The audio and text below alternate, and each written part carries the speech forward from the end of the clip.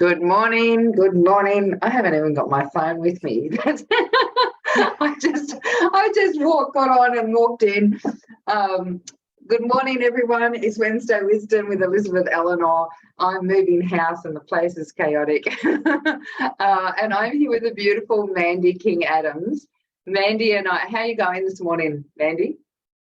Yeah, good. It was a cooler night last night. We all had a good sleep. Yeah, that's cool. So Mandy and I actually know each other through a business training that we did like several years ago now. It's been a long time, hasn't it? It has been. Yeah, that we were sitting down listening to Danny Johnson and all of her wisdom. So we've, been connected through Facebook like everyone, watching each other's lives. And Mandy's moved up to, far north Queensland where I used to live. So we're just talking about the area. And now, I've been watching as things have shifted and changed for you. And, I'd love for you to, without, I don't want to tell you a story. I'll let you share your journey with the viewers. But you've got a beautiful story, right? You've got a beautiful family, heaps of kids, homeschooler. I'm going to leave it to you to share your journey and what you've been up to. Okay. Well, hello, everybody. It's bright and early morning. Well, my journey started when does your journey ever start? It's from birth. But my journey out of depression started when I first hit depression. My third daughter was 9 months old. We were living in country Victoria. I had no family around me, half an hour from any actual close friends and so on. And my husband had been through some serious depression dips himself, and he was starting to take responsibility for his life, do exercise and so on. And he was coming up out of his years-long struggle with depression. And at that time, my body said, "Oh, you don't need to hold it together anymore. It's our turn." Woohoo! Down the roller coaster we went into some very serious, dark postnatal depression. It took about a month and a half or so for me to realize, wow, this is actually all hormonal, because my monthlies came late and all of this, and I'm like, okay, it's hormonal. It's not just me having a really tough time here. And so got onto wild yam cream, natural progesterone, and started to come up out of that. But still, it was a pretty rough ride for about 3 years. We've always been very natural minded. So we're like, nah, antidepressants and doctors and things is not our story. So we're not inviting that in. We're dealing with this ourselves. And so I wasn't feeling suicidal anymore. So I was like, oh, I suppose it's okay then.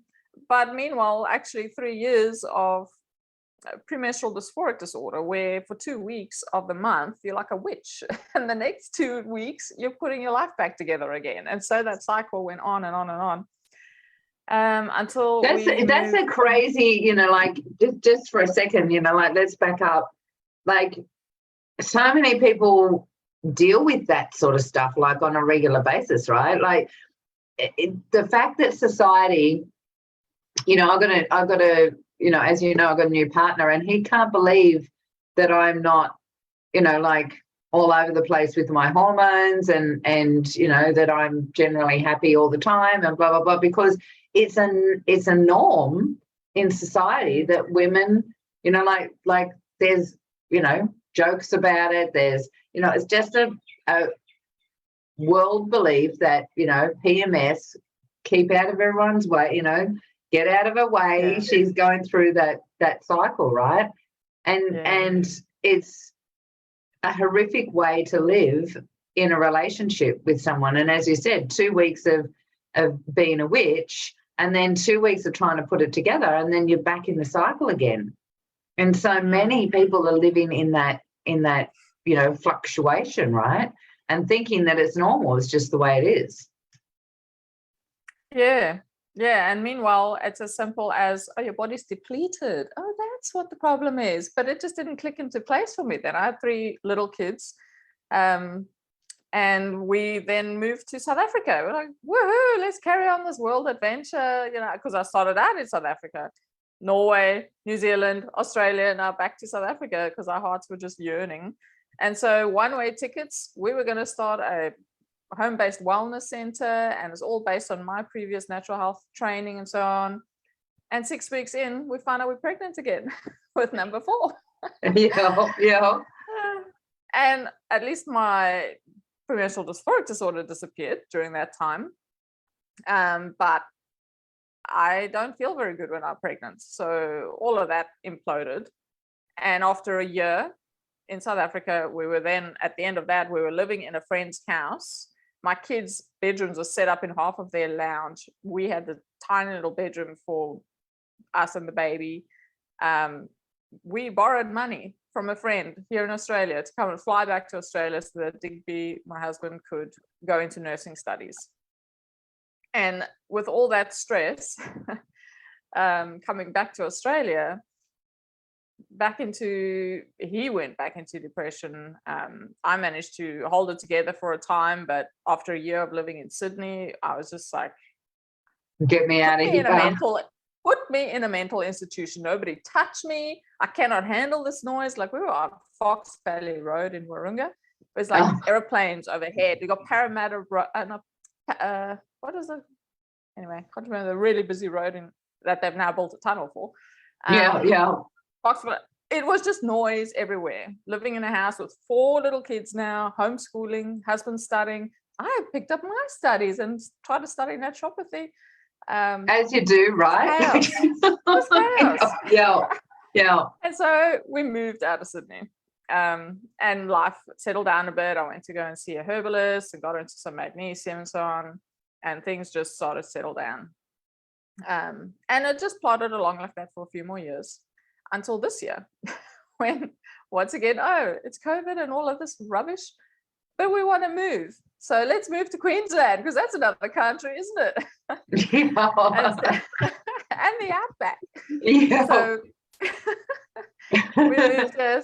It's been 6 months since we've been living in the outback, and I became a life coach in between before we moved here, and things were looking really good, and we were moving here based on my income, projected income, and so on. And 2 months after arriving here, down the roller coaster I went again. Funny enough, it was after my first flying trip to Perth.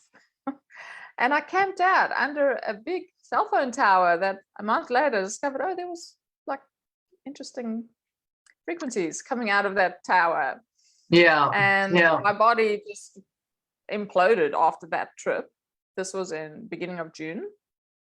And again, it was like that postnatal depression all over again. Darkness, like envisioning, exiting life strategies, and it was horrible. But again, I saw, wow, okay, this is all hormonal. And now, as a life coach and somebody that's really into natural remedies and so on, I have a few clients on this depression protocol of supplements and so on that I put them on. Okay, we're dealing with this depletion and that one and that one and that one. Meanwhile, it's like the classic builder syndrome. You fix everybody else's house, but your own house is like falling apart. So I asked myself, I wonder if that depression protocol would actually help me with my hormones. Not necessarily with my hormones, but at least the mental aspects of that whole journey that I've been through. So I put myself onto my depression protocol. And wow, a month later, 2 weeks later, there was no more suicidal thoughts. A month later, I'm like, this is actually helping my hormones. And then I just I didn't have any natural progesterone cream to use up here. I just bought, what I could off Amazon and so on, just what you would normally go into a pharmacy or a health shop to go and buy, magnesium and GABA and some 5-HTP and B complex and all those things to try and fix these little holes in my nourishment. And it worked. It's just been a very good and steady upward climb out of that. I've since launched my Level Up program, which is showing mothers how to pull themselves out of, not everybody's in that deep, dark depression, but so many people are just Still vertically sick. wavering, right? Yeah.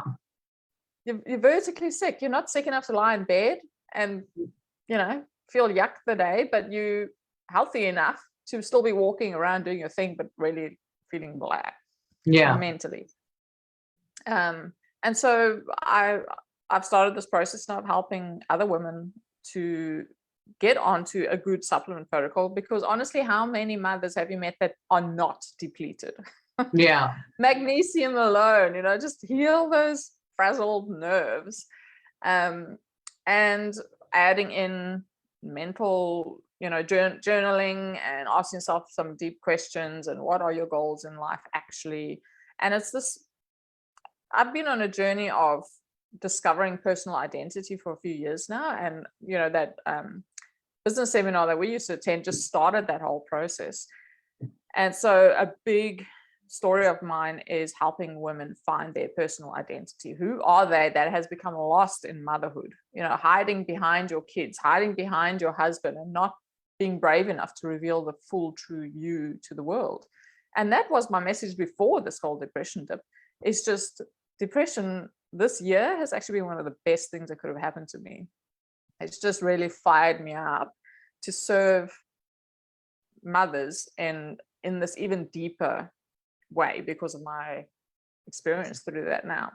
Yeah, you've got that personal experience, right? And so the compassion and the understanding and empathy for the women and what they're going through, and the steps to take at the same time. Yeah And through it, discovering how much emotions have as a role to play, because even in June already, June, July, August, I was still believing, it's just physical, mental, spiritual. Let's deal with those three basics and life will lift. And yes, it does lift. But when you bring in the power of stored trapped emotions and the release that can have, it's just so powerful. So I'm completing my practitioner license for the emotion code. Been helping myself and helping other people now as well, just adding another layer onto this, what can serve this group of people that I'm helping. And it's been really, really powerful. Yeah. And for those that, I know what the emotion code is, but for those that don't know what the emotion code is, do you want to just share a little bit of what that practice is? I was just reading this morning so I'm a Christian, reading in the Bible about, the hearts that get hardened.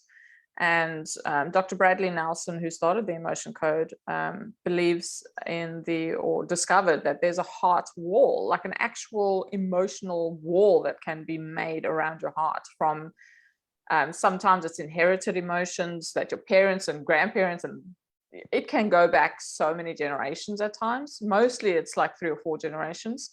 That becomes part of your heart wall. And then your own experiences added onto that, where something big happens in your childhood or trauma of some sort, and you just don't have the skills to deal with those negative emotions at the time, and it becomes like a capsule around your heart.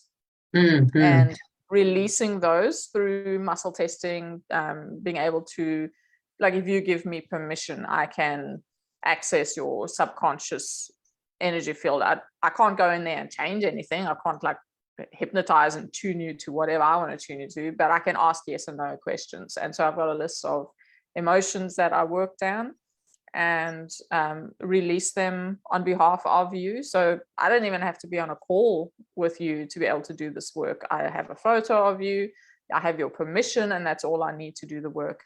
I've had kids now where, like, one of the kids, because I'm a homeschooler and I've got a business in that area as well, I thought, let me look for volunteers in that field. And one of them, she's 9 years old and she really struggles to sleep in her own room. She's always slept with her parents or siblings or whatever, hating her room. She says, oh no, there's something weird in there. And the day that I did her first emotion code session, her bed fell apart. like it just disintegrated. Her mother sent me later that night, and I was just like, I got goosebumps, because I'm like, there was some other stronghold happening in that room that just was dissipated. Yeah. It's just incredible, you know. How long had they lived in that house for? Quite a few years, I believe. Yeah. And Wow. And she never wanted to sleep in that room. No. Yeah. Very interesting, isn't it? Yeah, We have no idea what's actually going on sometimes, right? There's things that we see and there's things that we don't see, and both are true. You know, both have got information. Yeah. Yeah, very interesting stuff, right? And so it's interesting because when you can support your hormones, that, can elevate you to a certain degree, right? Like emotionally, when like we're just this big ball of chemical reactions, right? Like our physical body. And so, when you can release those, support the nourishment and get that going in your body, there's way more clarity within. But then, as you said, there's stored emotions that can be generational and your own conditioning from childhood or whatever that have nothing to do with your hormones or your nutritional, like you can be as fit as possible, you can be as healthy as possible and still be holding that wall around your heart, like not letting people in, or, and not quite knowing any different because you've always had it. Yeah.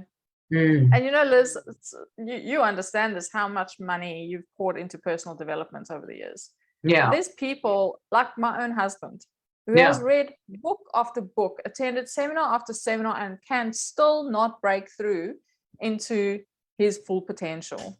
Yeah. And we're discovering that it's these trapped emotions that have been holding him back. Like a big experience for him, for instance, he doesn't mind me sharing this because I've already shared it on public Facebook. So, he was a rainbow baby. He's got 3 older sisters. His parents were pregnant, had an stillborn at 8 months. It was going to be a boy, and his name was going to be Digby. And in those days, because his dad loved the name, but in those days there wasn't this, you need to like grieve this child, and this child was important. No, it was like, get pregnant straight away. So 3 months later, she got pregnant straight away. I don't know if you know, but that's my story, right? Oh, really? Yeah, wow. Yeah. There was no, back then it was like, I'm the reason, like, get pregnant again, and this is me. So I didn't know that I was a rainbow child because of it. Yeah. Yeah. So they get pregnant again, and they have my husband, his little boy, and they call him Digby because his father loves the name. And when I first heard this, I'm like, how can there not be heart ties there? Like all that grief that his mother was carrying, all the shame from losing a baby, that added on top of that, carrying a name of a child that didn't enter the world. And he was one of my first volunteer clients, and I'm like, I'm getting into this issue, and it was just so emotional for me letting that go, because it actually started with he would often have feelings in his like belly region when he got stressed and so on. So I'm like, okay, that navel chakra might need some, that electrical flow needs to change and be cleared. And so that was the actual one I started with, because it was he was very aware evident. Of it. Yeah. Showing up. And so as I was clearing that, these emotions started coming out about shame and inherited from his mother, and it just like hit me like a ton of bricks. And I just broke down crying. I'm like, oh Lord, this is the tie with his baby brother. Yeah. Sorry, getting emotional. Yeah. Oh wow. Yeah. And after I finished that navel chakra clearing, I went straight into what are the ties between him and his brother, and I cleared that. And he said he felt so light after that. Like he wasn't even there in the room. He was on a hike somewhere on the tablelands. And you could tell that whole weekend when we were interacting, he was just light and free. And it was really beautiful. But, these things come in layers.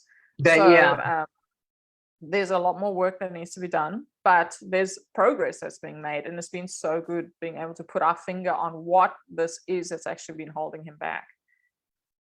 Yeah. As another aspect of that, you think of the womb is the house for 9 months. And the last baby that was in there didn't survive, right? Yeah. So like just thinking about the genetics of that in that environment, there'd be every cell has a memory, right? And so all of that information would be percolating around. That's what I also came to for myself, holding that responsibility. My brother, it was a brother, it wasn't a daughter.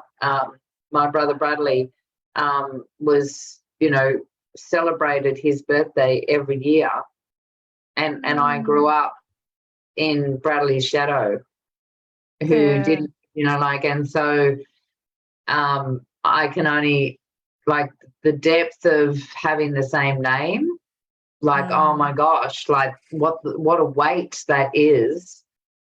And so these are all those this is all the silent information that we're storing and holding and carrying in our body, on top of our day-to-day grind of surviving COVID and, living, families and homeschooling and, working out how to survive in this new world and blah, blah, blah, blah, blah. Like, it's, we're warriors, aren't we, really? Like every human being is a warrior that we are actually able to function. It's crazy. So where are you all at now? Like, what's going on for you? So you take people through this journey as well, obviously. Yeah, I do. So I have a group called Up From Here, that people are welcome to join in, where you can get the free protocol that I used for my getting out of depression. And then in that, I have talks. I call them confabulations. That's such a cool word. What is it? Confabulation. Confabulation. Which is basically a nice chat, but I call it a fabulous conversation. I love it. And I run programs monthly, like the one I'm currently doing is I'm calling it Reclaim, where the ground that you will walk on is yours. But let's not forget the ground you've already walked on. And just, again, that claiming, who are you? What do you desire in life? It's okay to desire things outside of the basic needs of life. And, just waking up that real, there's more true deep needs. And I do life coaching for clients as well, just helping them on a one-on-one basis to just uncover themselves. And I used to use the word discover. No, it's not about discovering, it's about uncovering. Midlife crisis and all these kind of things, wanting to show up more in their business, but scared of who they are, for that to be the true thing leading the show, instead of the products leading the show. And so various ways that I work with people, but it's exciting. I feel like this is my calling. And of course I teach natural remedies and all the umbrella stuff as well, homeschooling, all the whatever you can step out of a system, except the food system at the moment. That's well done. And so if people want to get in contact with you, we're going to throw the information, the Facebook group and you know, any links that you might have so that people can get in contact. So, you know, if anyone's on here and you're going through anything that's heavy, anything that's, you know, is not you, like, get in contact with Mandy, because, yeah, you know, just to have someone support you hormonally as well as then, you know, work on the emotion of things. That's so beautiful. So what we need at the moment. So thank you so much, Mandy. It's a pleasure to see you again. Yeah, it's been great, Liz. Yeah. And it does feel like you're calling. I've you know, watched your journey for a while, and I can feel that, you know, like that click in, you know, like, yes, this is the way, you know. So and that's it took awesome. going through some serious depression to get there. Yeah. Well, you know, like, isn't it part of the wave, right? Like, going, you know, having these moments so that you can experience the lows and the highs, you know, like you have that array of experiences, and you can understand other people's journey as well, right? Thank you so much, Mandy. Thank you for listening and watching. Please put hashtag replay if you're watching the replay. If you want to get in contact with Mandy, there'll be links in the comments below. Take care, everyone, and we'll catch up soon. Take care. Bye.